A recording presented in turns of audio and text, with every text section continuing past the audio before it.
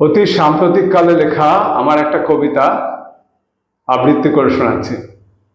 কবিতার নাম ক্যালকেরিয়া নাক্স ভূমিকা সংবাদ। ক্যালকেরিয়া কইছে কথা নাক্স ভূমিকার সাথে, তুই যদি পেটের দাওয়াই আমি দাওয়াই বাতে,